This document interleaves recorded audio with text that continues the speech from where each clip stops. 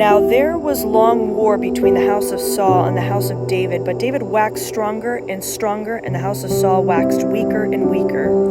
And unto David were sons born in Hebron, and his firstborn was Amnon, and Ahinadab, and of Jezreel a Tis, and the second was Chelaab, and Abigail the wife of Nabal, and Carmelite, and the third Absalom the son of Maachah, the daughter of Tamal, king of Geshur, the fourth of Adonijah, the son of Haggith, and the fifth of Shephatai, the son of Abital, and the sixth of Ithream by Eglah, David's wife. These were born of David in Hebron.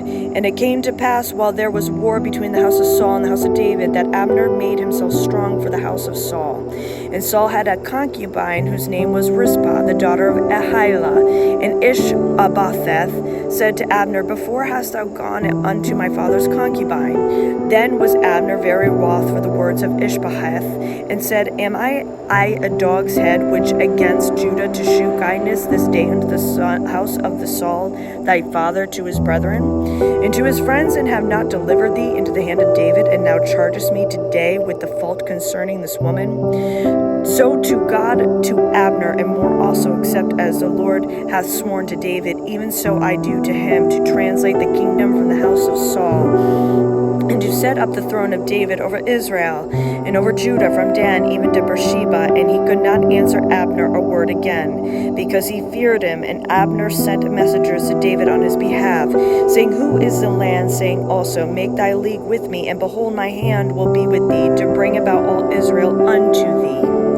And he said, Well, I will make a league with thee, but one thing I require of thee, that is, thou shalt not see my face, except thou first bring Michal Saul's daughter, when thou comest to see my face. And David sent messengers to Ishbosheth, Saul's son, saying, Deliver me my wife Michal, which I exposed to me for 100 foreskins of the Philistines. And Ishbosheth sent and took her from her husband, even from Pelati the son of Lesh.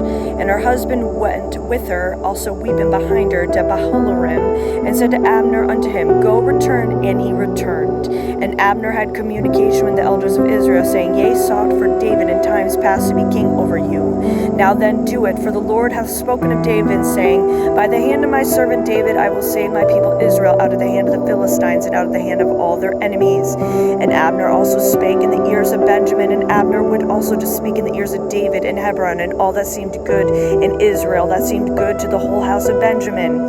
So Abner came to David to Hebron, and 20 men with him. And David made Abner and the men that were with him a feast. And Abner said unto David, I will arise and go, and I will gather all Israel unto my Lord and King, that they may make a league with them, and that thou mayest reign over all that thine heart desireth. And David sent Abner away, and he went in peace. And behold, the servants of David and Joab came from the pursuing a troop, and brought in a great spoil with them. But Abner was not with David in Hebron, for he had sent him away, and was gone in peace. When Joab and all the host that was with him there come, they told Joab, saying, Abner the son of Ner came to the king, and he hath sent him away, and he gone in peace. Then Joab came to the king and said, What hast thou done? Behold, Abner came unto thee. Why is it thou hast sent him away, and he has quite gone? Thou knowest Abner the son of Ner, that he came to deceive thee, and to know thy going out and thy coming in, and know all that thou dost.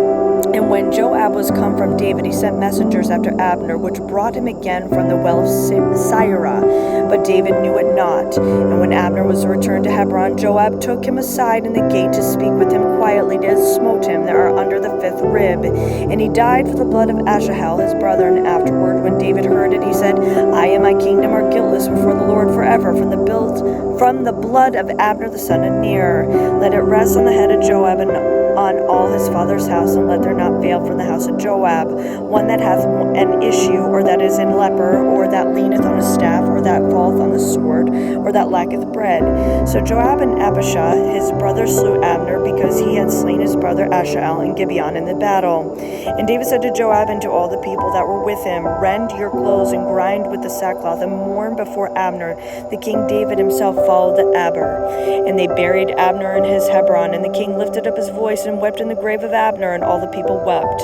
And the king lamented over Abner, and said, David Instead died Abner as a fool dieth. Thy hands were not bound, nor thy feet put into fetters. As a man falleth before wicked men, so fellest thou. And all the people wept again over him. And when all the people came to cause David to eat meat while it was yet day, David sware, saying, So do God to me more also, if I taste bread or aught else, till the sun be down. And all the people took notice of it. And it pleased them, as whatsoever the king did pleased all the people. For all the people in all Israel understood that day it was not the king of the slave Abner the son of Ner.